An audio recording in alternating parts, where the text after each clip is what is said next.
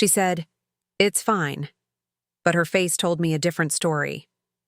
I was standing in the fitting room corridor of a busy clothing store in London, holding a gray sweater I did not want anymore, and I could already feel that horrible, sinking embarrassment rising inside me. I did not know what I had done wrong. I only knew I had done something. If you enjoy real English stories like this one, subscribe to the channel, and let me tell you what happened next. My name is Francesca. I am from Bologna, in Italy. I came to London for 5 days, alone, which was unusual for me. My daughter had just started university. My husband was busy with work. My daughter told me I needed to do something just for myself, and after a long time of saying yes, maybe one day, I finally bought the ticket. I was not a bad English speaker. I had studied it for years. I could read it, understand films, write emails without too many mistakes. But speaking English in real situations, in shops, at counters, with strangers who spoke fast and expected fast answers, that was something different. In those moments, my brain did something strange. It went quiet exactly when I needed it most.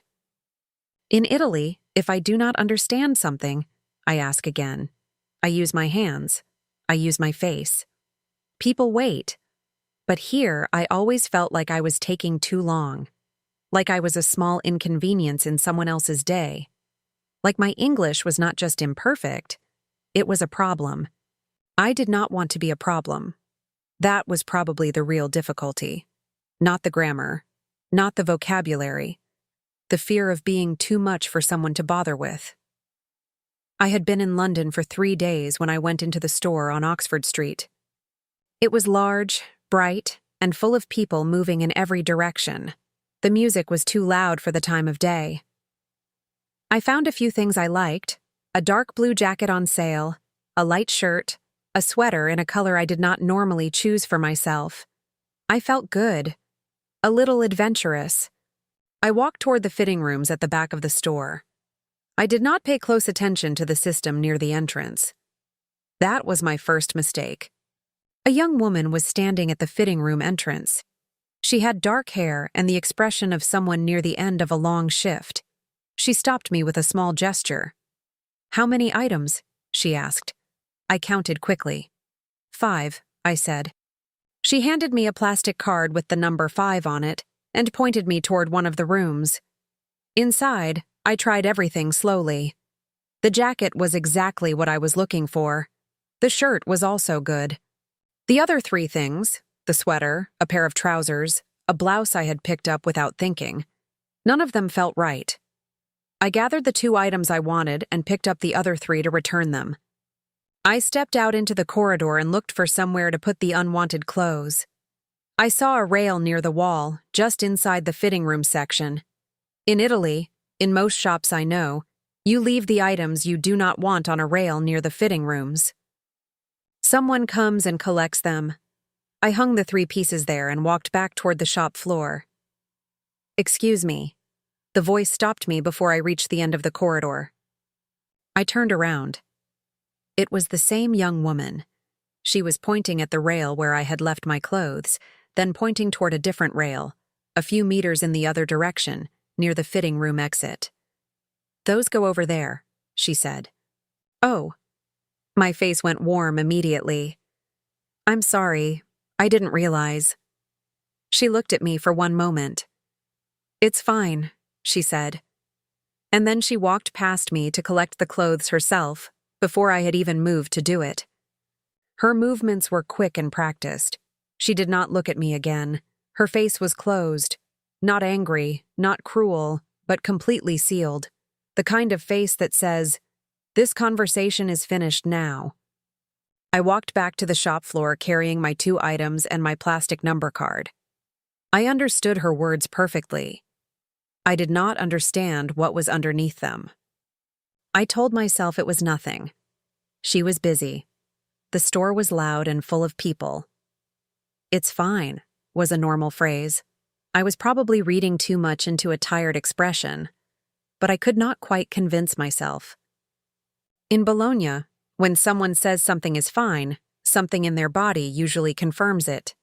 A small gesture, a softening of the eyes, a breath that tells you the moment has passed.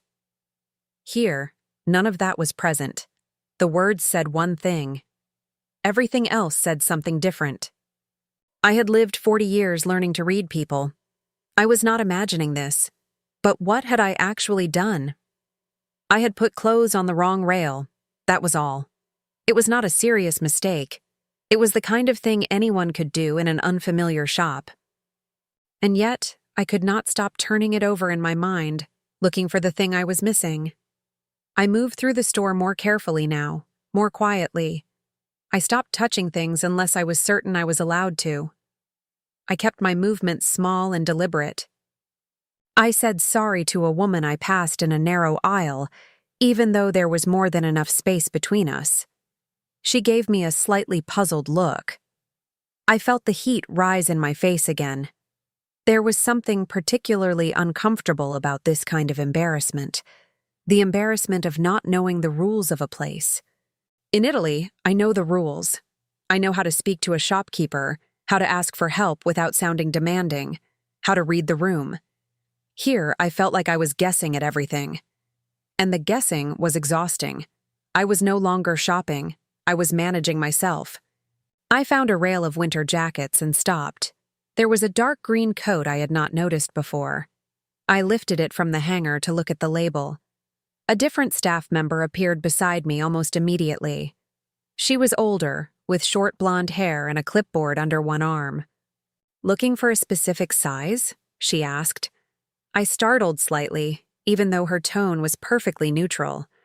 "Oh, yes, I was just checking the label. I think this might be the right size." "We have more in the back if you need," she said. "Thank you. I think this one is okay." She nodded and walked on. It was a completely normal exchange. She had not been unfriendly. But I was still so unsettled from before that I could not receive it as normal. I placed the coat back on the hanger with more precision than it required. I checked that it was hanging correctly. Then I stood there and noticed what I was doing. I was treating a coat like it needed to be handled with great care. I was taking up as little space as possible. I was managing every small movement to make sure I did not cause another problem. I had come here to enjoy a quiet afternoon in a shop on Oxford Street, something ordinary, something that was supposed to feel free. And instead, I felt like I was sitting an exam I had not studied for. That was not a nice feeling, and it was not finished yet. I took my 2 items to the register. There was a short queue. I joined it, watched how the people ahead of me moved, what they did with their bags. I placed my things on the counter when it was my turn. I smiled at the cashier, a young woman with a quick, efficient manner. She scanned everything, folded the jacket, started putting it in the bag. Then she said something I did not catch. "Sorry," I said.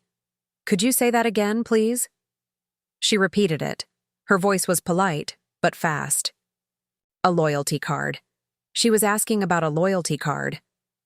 "No," I said. "I don't have one." "Would you like to sign up?" I hesitated.